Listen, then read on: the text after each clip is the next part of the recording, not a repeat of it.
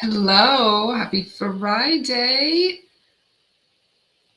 Y'all know the deal. I gotta get set up. Gotta get set up on Instagram because it's really interesting. Like, I use this program to go live, restream, really great. It goes out to YouTube and Facebook, but it does not want to deal with Instagram. So I must deal with Instagram.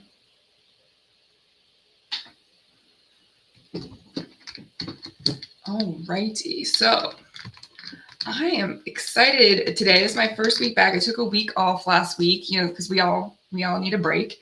Um, but I had fun. It was a working break, but I just didn't, going live when you had an 8-month-old puppy trying to get your attention all the time. It wasn't conducive. So I was like, you know what?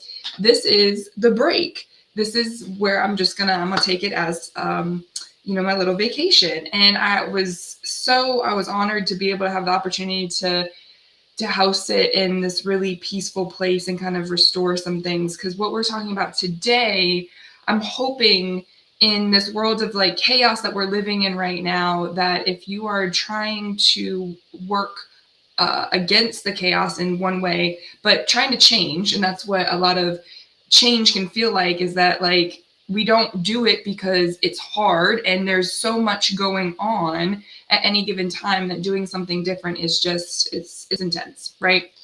So I wanted to share something with y'all that I often forget in my world of knowledge that I learned somewhat about in school, but the stages of change. And I think it's important because when we're trying to change, there's so many things that we have to deal with during this change that the stages of change can sometimes be even more, because it's like, I have to understand something else. But I also find that it's helpful because y'all check out one of my other videos on the intersection between mental health and information, having too much information or not enough information. I think the context of information becomes a way that we soothe ourselves when we're dealing with the stress of whether it's losing weight, getting healthier, running a business, for sure. At least those are the three areas that I'm an expert in, given that I put into practice what I tell other people to do, but also, it worked for me. And that's also what was at the foundation of what I have been able to accomplish with my own health and my own business. So, but before we do that, I want to bring y'all in on something else that I do. If you've watched some of my other videos, then you guys are familiar with these cards, the affirmation cards. I do these with my clients because this was a very big starting point for me on my journey, where because it was really about getting my mind focused on something else that was not what it was already obsessed with. So I have dealt with anxiety. I have dealt with depression in my life. I have dealt with being extremely overweight. Still am overweight, conversation for another time. But just kind of consumed with the thought process of like, I just don't feel good, right? So when we're talking about mental health, we have to talk about it in very different ways. Everyone has to talk about it differently because they have very different experiences. But I've found that these cards relate to a lot of different types of people. So I wanted to just kind of give y'all an example of how I use them. But since do I have anyone? Let me go to my chat here. Oh, sure. Where is the chat? Okay. So I've got one person on Instagram. Actually, you know what? I'm gonna use the one person on Instagram. Are you here with me, Miss Sky and Lou? I probably need to wait with you because I need someone to pick a card. So when I went virtual, most of my experience, clinical social worker, therapist, and addiction specialist, I've sat in an office, had a couch, and so these cards have, people were able to touch them. They were able to choose their own one. So when I went and COVID sent me home and I had to learn a whole new way of doing therapy with people, So I really rely on Lou. Okay, Lou, I'm gonna rely on you right now to kind of demonstrate what and how I do, because I'm real like a believer at this point of, we pick and do things exactly for a certain reason. So I'm gonna have you take a deep breath in through your nose, hold it for 3 seconds, exhale for 4. Sorry, inhale for 3, hold for 4, exhale for 5. And as you exhale, I want you to think about the unicorn rainbow on the front of these cards. And then I want you to pick 1, 2, or 3. So for everyone watching elsewhere, as this participant I have on Instagram who's going to help me pick our affirmation focus for the day. Lou, 1, 2, or 3? Okay, 3. Now pick a number between 1 and 14. And so what I do is I just kind of estimate how many cards are in the deck, because I do this so often that I pretty much know. 1 through 14.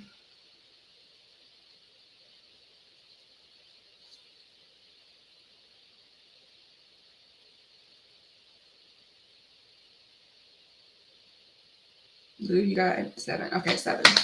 2, 3, 4, 5, 6, 7. All right. So the 7th card of the 3rd pile is connection. So connection. I'm connected to the multitudes and I can access their support at any time. Even a stranger offers a sense of comfort when they smile at me or make a dumb comment about the weather. Everyone is waiting to connect, and all I need to do is open myself up and pay attention.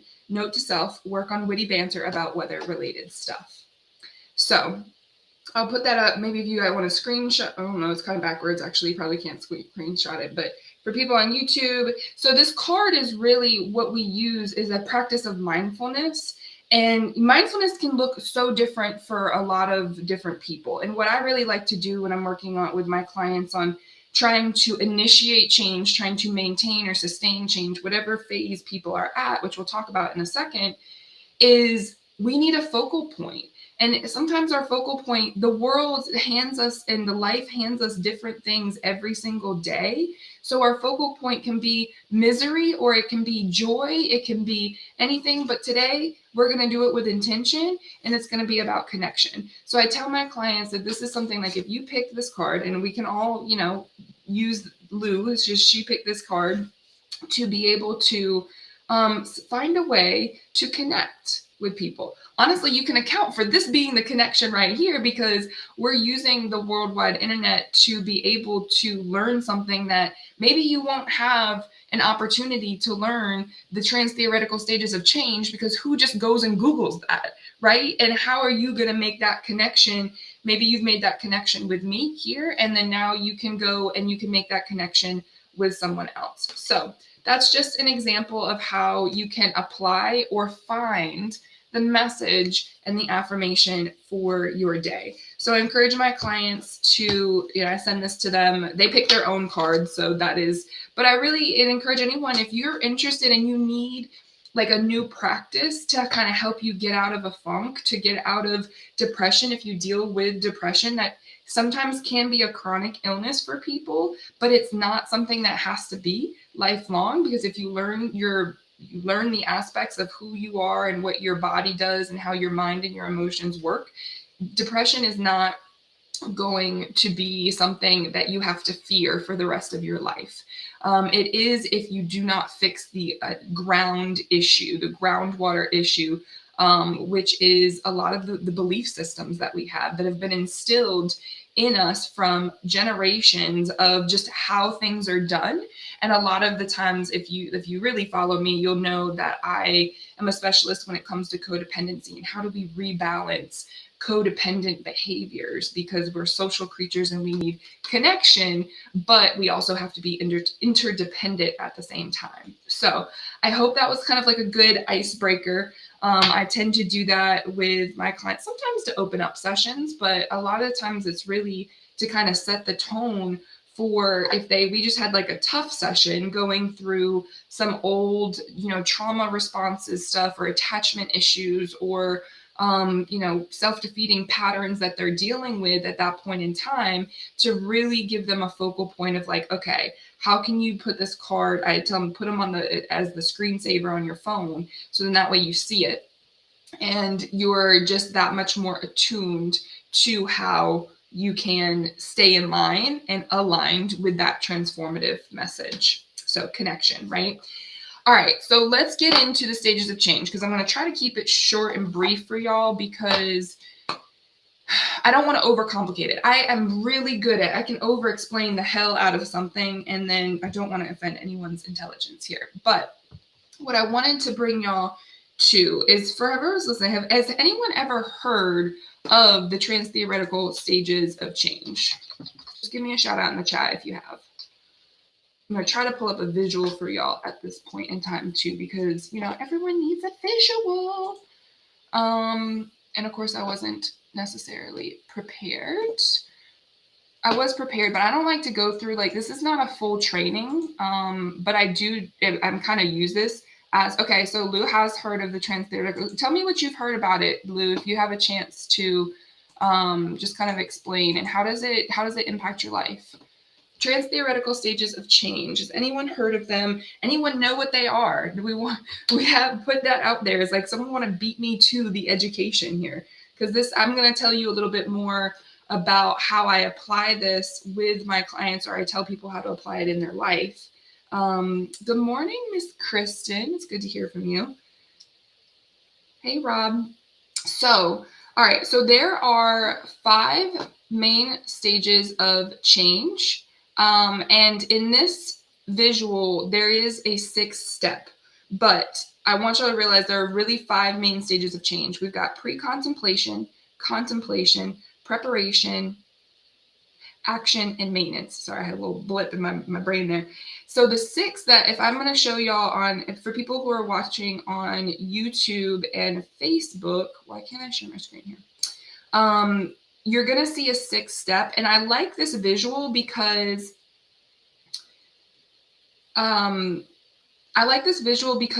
for people who struggle with addiction, the concept of relapse is very prominent of a topic to talk about. Now, I actually include the concept of relapse in my discussions with my primary mental health patients, so my people who've never, don't really struggle with substance abuse, because addiction, first of all, the biggest stigma about addiction is that it's just a substance addiction. That if you drink alcohol, you smoke weed, you do drugs, or you have a sex addiction problem, or you're a gambler, or whatever, that is addiction. That is not just addiction. If you take off what you think you know about it just for a moment, I'm not saying that you're wrong, because that is one type of addiction, and you just look at the concept of anxiety and extreme panic disorders, or just the reactionary process. Mental health and anxiety, in a way, is a pattern. It's a pattern of thinking that leads to behaviors that provide consequences that reinforce that way of thinking, and then it continues on, right? If you look at anxiety, we tend to ruminate so much, and I say we because I do this often sometimes, and I have to be very mindful, which is why I consider myself in recovery, is that we think the same way so often, and it's a lot of work to stay aware of what we're thinking often, right? That we become so fixated on the outcome, a lot of times worst case scenario, that we in turn reinforce the anxiety that we're feeling and the behavior that accommodates the fear that's at the base of our anxiety. I see that as pretty addictive. Addiction is not a choice. I'm pretty sure we've all heard that at this point. Addiction is a disease, absolutely, is because it warps and it changes the chemistry of your brain and your body, and in turn reinforces itself. And you don't have a choice from a physiological, neurological perspective. You can't just be like, all right, I choose this. Trauma has a very addictive pattern to it, which is why that concept of trauma bonding now comes back to, and it's more of a fad these days in terms of a fad term. But I wanted y'all to see relapse is a part of the process of behavior. It's not necessary. So please don't, take that as like, oh yeah, Sarah says it's okay to relapse. I did not say that. But I'm saying it is a common part of the process that of change that you're going to have relapses. Because why? One, because you're human, that's normal. But at the same time, it's also where you learn what's not working through the other attempts at change that you have made. I know that shows how behavior change in the process takes. Yes, absolutely. That's always me. I plan things in my head that never ever happen in the end, and I waste time on it. Absolutely, Kristen. That's such a common problem the human experience is that we just are constantly thinking kind of all the time, and we don't really realize that kind of creates our own natural tunnel vision. And there's nothing wrong with that. I want people to hear this. Like, that's you operating as a natural, response to human nature.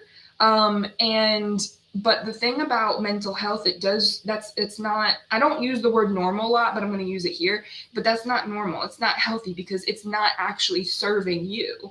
Life is about how, we look and compare ourselves, and we feel crappy when we look at people. It's like, oh, their life looks so great and it's serving them. Well, why?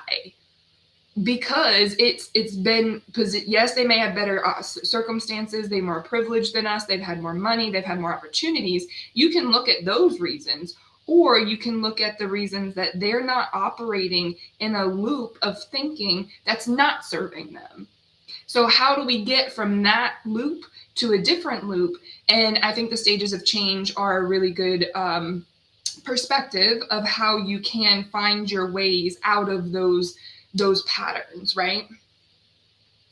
There's a loop of my self-harm and I'm finally clean. Absolutely. Congratulations on your clean time for that, because that is so hard. And to be able to keep getting back up after a relapse, I've had my own relapses in whatever change that I've been making. And let me tell you, I'm kind of like, can I just give up now? Could I? And I know once you choose that life, there is no giving up. You commit to whatever you have to do to get it done, and it's not going to be perfect, and it's going to suck sometimes, and it's going to hurt, and you're going to cry, and it's going to come with a lot, but it's so much more worth it than just keeping yourself stuck and everything moving around you and wasting away. And it's hard work. It's absolutely hard work. Everyone's got their own type of hard work. So I want to go into the first step, pre-contemplation, right? Now, a lot of these, who I wanted to make sure, who is this for? I think I'm pretty much said thus far, it's for pretty much everyone. Duh. I hope everyone can try to find a way to relate, whether yes, my background and my specialty is in addiction, but it's really just take off that stigma and really take a look, how can I use this information? How does it apply to me, right? But I think it's specifically for someone who is actively trying to change something in their lives, or you struggle with consistency. And why I get so specific there is struggling with consistency is because inconsistencies and how we attach our identities to the inconsistencies that we have in life are a common source of frustration, and in turn sometimes can trigger a relapse for people. When we're not as emotionally intelligent, I'm not saying that no one has emotional intelligence here, I just mean that when we're in the beginning stages of trying to learn ourselves, and that has nothing to do with how long you've been on this earth, it has nothing to do whether you're older than anyone else, it has everything to do with the amount of time that you actively invest on a daily basis to being in tune with the version of you right now. Because I'm not that different from yesterday, but I took a shower today, so I am a very different person than yesterday. I'm a different person than I was when I took that shower what time I get up, 7 this morning? I slept in. I didn't go to the gym this morning. So when we don't allow ourselves to see the separation of who we are in this moment right now compared to 3 seconds ago, I could be a little bit more anxious than 3 seconds ago because I just experienced something that didn't happen 3 seconds ago. I'm kind of dramatizing it for a reason to prove my point, is that when you say that, I know myself, you absolutely do. You are the best expert on who you are. But I encourage my clients a lot of times to remember that you are the person right here, right now, not the version of you that's in the past or the future, because anxiety or fear has you there. So wherever you are in your mental health journey, the skill of mindfulness, which honestly for a long time was a trigger word for me, because I'm like, oh, just be mindful. Just how the frig do I do that? I'm gonna let you know. This is one way. But the becoming a mindful person is being able to grow that skill of being able to secure yourself in the true moment, and not, and I don't want to say not anticipate the future, but know when you are right outside the present moment into the future, because you start to sense that, like, oh, there's an unknown.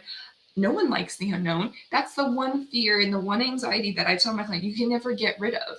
You can only have the skill of, whether it's mindfulness or faith. This is where a lot of people's religion or spirituality and faith systems are really important in recovery, because that is what secures your moment. So when I go like this is more of like my protective sheath of, this is what is truly in this moment.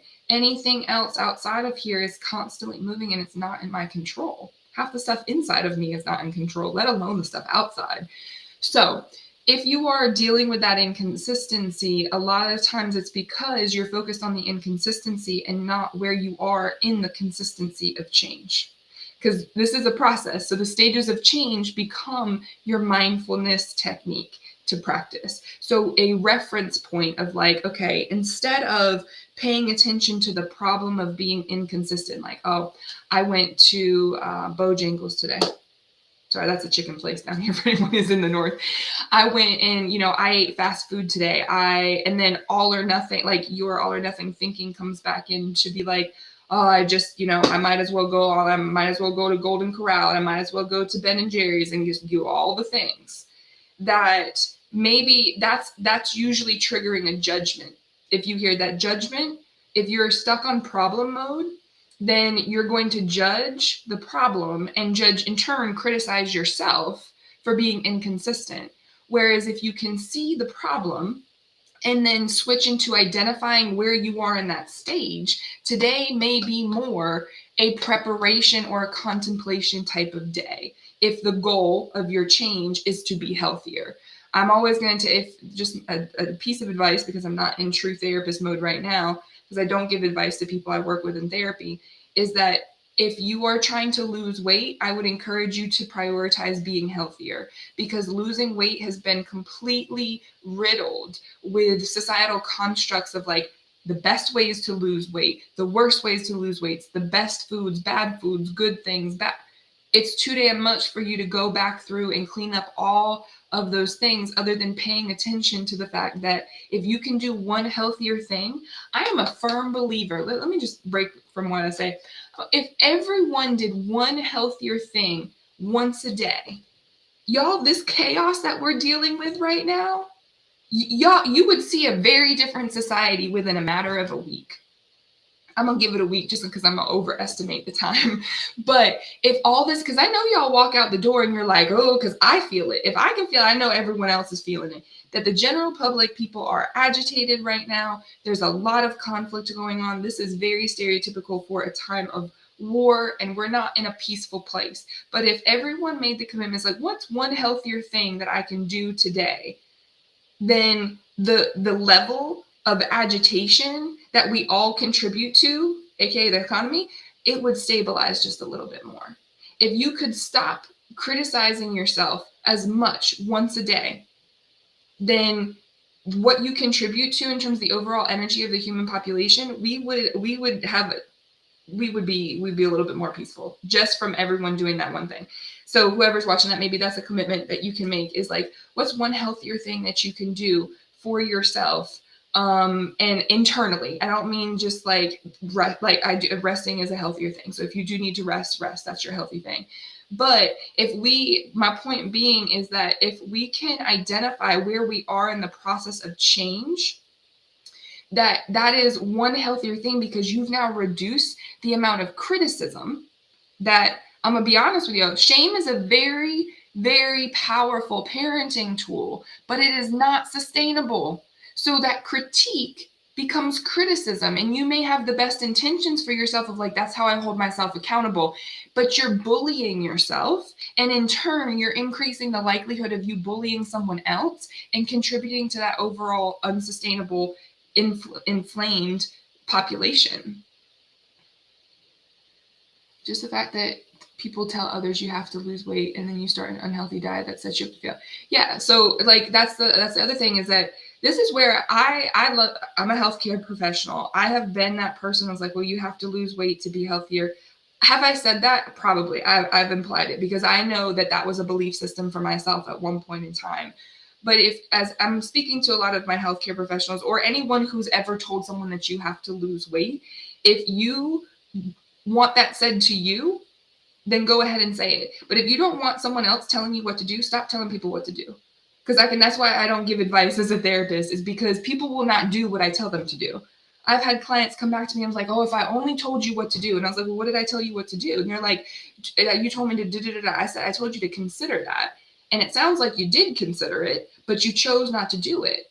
And I'm a firm believer that my clients have to go through that process, because it's the only thing that's going to make them start paying attention to their own behavior as much as I'm paying attention to it because they're asking me to.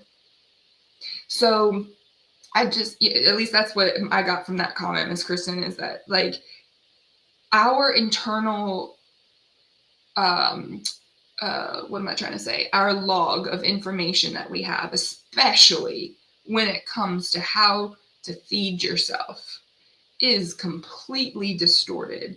And everyone has to learn their own individual ways of what their body responds to. I know I had to do a lot of trial and error. I tried keto, I've tried Weight Watchers, I've tried Optavia, and things work, but they don't necessarily work for me, because if they don't make me feel good, then I'm not going to create a lifestyle to make sure that I keep them there, right? I'm not going to be so far along. I can start something and then I can revert back to relapse, because if I'm not connected with it, if it's truly not for me, then I'm not going to be able to prioritize it in my day, because I have no attraction to it.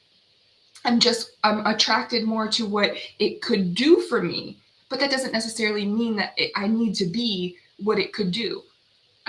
So as an example, I'm trying to make sure this correlates with the stages of change, and I'll get back to that. Actually, no, let me just stay with the stages of change, but I have a story for the weight specific change and me trying certain things, and I'll do that maybe in another live. So stages of change, right? I think you guys have had the visual. I'm going to take this down so you can see my face a little bit more.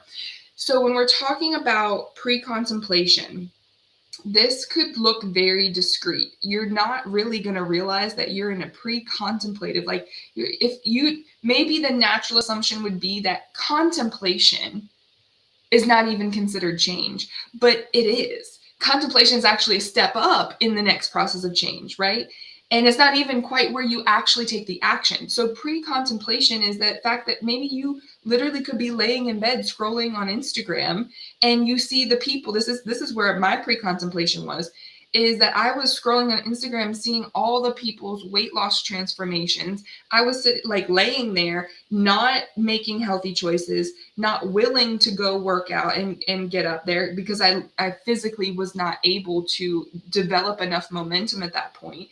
But I had no intention of going and working out or eating healthier at that point in time, right? Because I was dealing with a lot.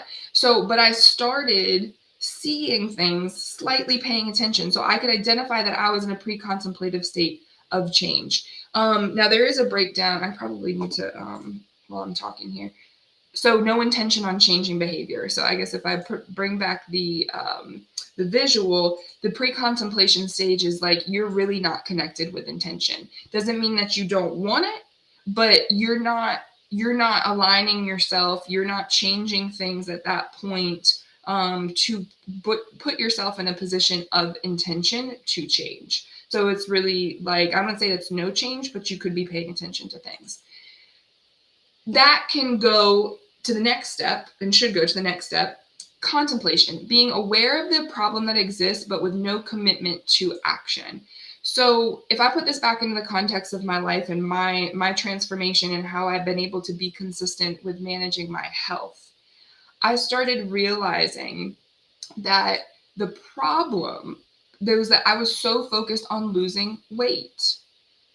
I was so focused on just having a physical transformation. And I stopped looking at what other things around me would get me the desired outcome that I was compromising on. I didn't know I was compromising on it at that point, but I hadn't realized quite yet that health was the underlying thing that I was compromising if I was only focused on losing weight, because I had had multiple experiences with trying to lose weight. I had lost 50 pounds, gained 60 pounds. I had lost 30 pounds, gained 50 pounds. So I yo-yoed my whole life. And it wasn't until I really started, it was right around the time where I went fully into private practice and I started dealing with my imposter syndrome. And I was like, I'm sitting here telling people to do this and that, and I don't even do this. Like, I don't want to recommend this to people. So I'm like, what the hell? So I started taking a look at what about the problem that I knew about. I was aware about the problem. I was overweight and I was not happy with who I was outside the moment of distraction. And I say that intentionally because I wasn't like super like, how do I want to say this? I wasn't super self-destructive and tearing myself like unhappy, that I had some confidence with who I was because I had to. I had no other choice but to be confident being 400 pounds and 6 feet tall, because I stuck out. I just had to, that's where I was. And it wasn't that I was extremely miserable, but I was not happier. I couldn't be content outside of the moments where I was just being confident. In the moments where I wasn't, I was miserable. And I was like, that doesn't seem right. That doesn't seem right. Like, if people are out here, yes, they could be faking it. And a lot of people are. And because I tell my clients, sometimes you do have to fake it till you make it. But there are people out here who genuinely are content with who they are in the good times and the bad times, because I work with them. I tell people that that's possible, but I don't believe it. So that's where I started seeing the problem just a little bit differently. But I still hadn't taken any action. I still hadn't, eaten healthier. I still hadn't gone and meal prepped and started grocery shopping. So, so into the next preparation. So this is where intent on taking action to start addressing the problem starts to shift and to manifest in our days. So, but I encourage my clients who are transitioning into recovery. So I have some clients who have primary substance, I don't say primary substance abuse issues, but they're recovering specifically from having the presence of drugs and alcohol in their life. And then I have some people who are more chronic mental health and mental illness that when we're talking about preparation, it has nothing to do with reducing the anxiety right away. That's where medication therapy can do that. It can help alleviate, but there's no one true fix. So what we do is and I give them a heads up. I said, I want you to realize we're not going to go all in on just trying you have not anxiety anymore. We're going to work from the outside in and start securing the deficits of things that are causing you anxiety. So I have a lot of people who struggle in social situations. This is really common within the addiction world, because when we do not know the right thing to say, we don't know how to be ourselves authentically without the fear of judgment or hurting someone, we tend to turn to things like alcohol, weed, marijuana, or some version of what's the word I'm trying to look for? It's neutralizing, but not medicate. Damn, there's a specific word. Point being, we turn to drugs or alcohol or something that makes us feel better in the short term so that we can withstand in social situations.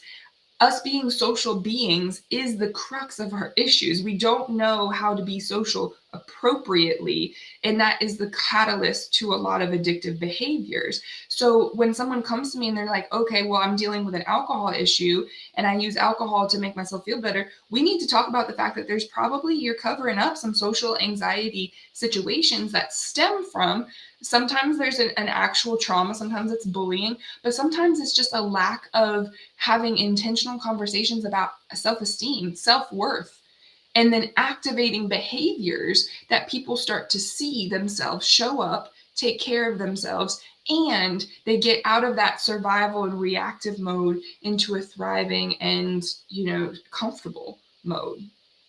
So for me, social anxiety was a big issue around my relationship with food. And so when it comes to the stage of preparation, when we're trying to prepare for change, if you don't see how that change is not going to be the exact change that you want, then you could be missing and causing yourself the relapse, which is frustration usually, because then that leads to an automatic judgment, because judgment's natural. That's a safety protocol for ourselves as human beings. We have to make judgments to make sure that we're safe. The problem is that we deny that we are judgmental, and in turn we lose control over how we regulate our own judgments. So we end up judging ourselves and in turn making poor judgments towards others, and then it just goes from there. Point being, so if we're in preparation mode, if you're not doing something directly in line with the change that you want to make, so example, like if you want to lose 10 pounds and you're not eating less calories, that's absolutely okay. Because on the back end, if you're just focused on losing and lowering your calories, and you're not focused on managing your time to make sure that you have meals prepared so you don't overeat your calories, then that's a more sustainable change right there. And that is where a lot of people get tripped up in that, how they become misaligned with change, because one, they don't realize that the work that they're doing that's not related to exactly their change is part of the necessary change to make it sustainable, and not have to do it so unsustainably and worry like, oh, I'm going to lose these 60 pounds this winter. And it will happen again. Watch it this winter, because I want to say summer's almost over, but it is August, right? Okay. So cancer season's over. And because that's pretty much just summer. We all know cancers are best. But no, it is that we're going into another season where all this social media is going to blare at you like summer bodies are made in the winter. And I will say it's probably easier to get to the gym. Actually, no, I'm not going to say it's never easy to just get to the gym, but you're going to be exposed to all of this propaganda about the right way to do things, the right way to go ahead and change, when you don't have to be in the gym to be making healthier choices. Making healthier choices would be saying no to the person that you really don't have the emotional bandwidth to go be around, and not snipping at them, and remove yourself from that situation so you don't end up hurting someone else, because in turn you are a mirror, and whether you block yourself out from caring or having a conscience or not, you can't do it without it hurting you.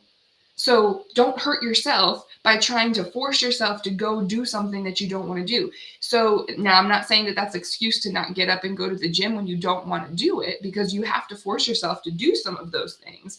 But if you need, and you see that staying and inside and working on organizing your office, some random, example, is more preparation for you to make better decisions tomorrow, then do that. Don't go to the gym. So the first year of my transformation, and if I had to numericize, I think I ended up losing like 40 pounds in the first year. I was not at the gym. I just focused on going through these first, I'd say contemplation, preparation, and action, and a little bit of relapse for a whole year. Because I was like, okay, because for me, it was like, I was going to practice what I preach. I preach the trans-theoretical stages of change. So for anyone who's just kind of popped in, if you guys need the visual, let me pull it back up here. And I guess I can put it on Instagram too, if I turn and put this here. So we went over pre-contemplation, no intention of changing; contemplation, being aware of the problem but having no commitment to action; and we're on preparation. So the first year of my change, I was really in this. I would go from, okay, actually, I would say I was out of contemplation, but I was more in this preparation. I had started to reduce the amount of added sugar foods in my in the majority of the foods that I chose, but I wasn't eating super healthy. I was still going to Sheets, which is like convenience store food. I was still going out and drinking some with friends. I was never really a big drinker. So that was actually ended up working in my favor, but I was a binge eater. So I used to love food. So one of the things, and this is how I got creative, and this is just how I did this, is that I took a harm reduction approach. So if anyone's ever worked in the addiction space and you've ever heard the concept of harm reduction, it's really as simple as it is. You reduce harm. One less thing that causes the problem is better than trying to stop the problem altogether. So what I did is the foods that I was binge eating, I started making healthier. So I would, instead of eating a whole bag of potato chips, what was my favorite chip? Or bag of cookies, because sweets are my biggest issue, really, is that addiction to sugar. So instead of eating a whole thing of ice cream, I changed it to a stevia-based or the keto ice cream. So I did start with doing a keto-like-esque, meal plan approach. I wouldn't necessarily recommend that today, but it worked. It's not sustainable. So my program is about being sustainable and learning those skills in these stages of change to get you into this maintenance phase. This sustained change in new behavior replaces the old. But you have to go through the old behaviors to be able to get new behaviors coming out of it, especially if you have to work on your self-awareness. So I went through for the first year in between these preparation actions, and then I would relapse. I'd fall back into those old behavior patterns of behavior because I was an emotional eater. So that in turn brought the importance of me taking a look at my emotions and the relationship between how I felt at the end of the day, where I was super tired, and in turn the behavior that I didn't want to happen. Okay, so I feel like I crossed my threshold of saying the same thing over and over again. But I'm pretty sure y'all, when you watch this, is like, let me make sure, because I had one more point I wanted to make. So when you are going through your change, right? Like whatever change that you have going on in your life, and you're being inconsistent with it, first and foremost, look out for whether or not you are judging the situation, because you'll go into action mode because you had a successful day. Today was an action stage of change day, and break it down for yourself in that evaluation process. Give yourself that credit. If you made healthier choices today, then give yourself that credit. But if you went back and relapsed a little bit over that day, you start again the next moment that you have. I'm not going to say start again tomorrow, because that's a lot of time between. You could have relapsed at 9 a.m. this morning, and you're going to go all in, and you're not going to start until 10 a.m. tomorrow, whereas you can stop what you're doing right now and make the next best healthier choice for you, so you can get back into action mode. So look for the judgment, because the judgment will lead to what I just identified as that all or nothing response, and it's self-sabotage. So you'll go into that all or nothing, like, oh, well, I went to McDonald's this morning, so I might as well go ahead and finish out the day eating out. If the goal is for you to save money, don't do that. Don't trick yourself into it. And that is a judgment that is very covert that's happening. And just be attentive to that. So once you do that, once you can identify that, okay, if I was all or nothing in on that, more than likely you need to come back to this and identify, okay, where did that preparation switch over into relapse? What made that jump over into an ineffective outcome for me? And you can just use this visual to just bring your attention back to, like, okay, what do I need to do in the next 5 minutes to get myself realigned with being back in preparation preparation and back into action mode, and identify those things. Because when you can identify, you can align.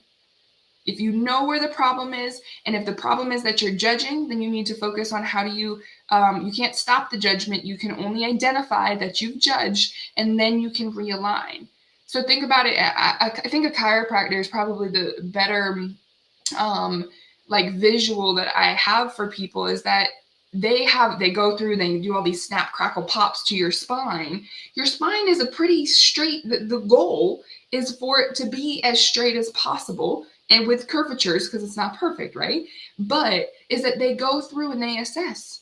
They're looking, they're identifying, okay, where is the problem? You may think the problem's down here and they're all the way up here and they do some shit and shit down here because you have no idea. That's not your expertise. But they're identifying the problem. But if they just took your judgment of where the pain point was, they would be completely off in giving you a solution. All right. So that is where if you can identify the problem, you can also get yourself to where if you don't have the knowledge to identify the problem, the stages of change is one way, or you can have a consultation with me. But if you can identify the problem, you can align with the solution. You can align with it. And you don't necessarily have to go out seeking a whole lot of solutions, but you can align with the solution just by finding out where it is that you need to stop judging the problem and identify. I was going to say reassess, but I meant identify. So that is the stages of change. The last two stages are action and maintenance. I would say action is a very, consider that a short-term position because it's often that you will fall back either into relapse and you'll get back into preparation mode because you just need more information about how to be consistent. And maintenance, well, maintenance is everything that we just said in its own phase because you have to stay perpetually in action, preparation, and contemplation mode all at the same time because it requires flexibility. Maintenance does not mean that you just stay the same. It means that you continue to do the things that you know that worked, that you found out during the contemplation stage and the preparation stage and the action and the relapse stage because you made mistakes and you know that those mistakes will also help you improve your sustainability over time. So I hope you guys enjoyed that little mini lesson. I guess 46 minutes is not that many of a lesson, but of how if you're dealing with inconsistencies and changing or getting started with the change, consider using the stages of change that and I'll link the visual that I used in today's presentation about how to use that as a tool of identification so you can get aligned with long-term change for yourself. Okay. And if you ever need any help, I'm here. I've got my website here. You can contact me through my app that, let me change this. So if you go to my website, I have my app link there where it's also a web app where all my resources are, but you also can connect with me in that community there for free. Everything is free there, unless if you want to sign up for one of the subscriptions to be able to work with me in a short-term brief solution space. Or I have very few long-term program spots right now, but I do have a couple that are going to open up soon that if you want to work with me one-on-one for a year, it's a year package because sustainable change does not just happen overnight or in 3 months or in 30 days. It doesn't work like that. So in 1 year, I pretty much can guarantee that it would be the last coaching package that you will ever pretty much need in your life because I'm going to teach you the principles and secure those principles in your life and support you through that change so you can live a sustainable, healthy future for yourself and work on your mental health throughout the process. So you can get through in my app. You can hit me up on Instagram, DM. And yeah, I look forward to hearing your feedback on what you guys thought about where are you in your stages of change? What have been some of the biggest issues for you to be able to have to deal with and overcome during this time? Because I'll let you know, change is hard. I'm on year 5 of being intentional about it. And I'm like, boy, this is a ride. This is a roller freaking coaster. Okay. Healing is not fun change, but it's powerful change. Okay. So I hope you guys have a great weekend. Happy Friday. Be safe and be smart about you. All right. Have a good one.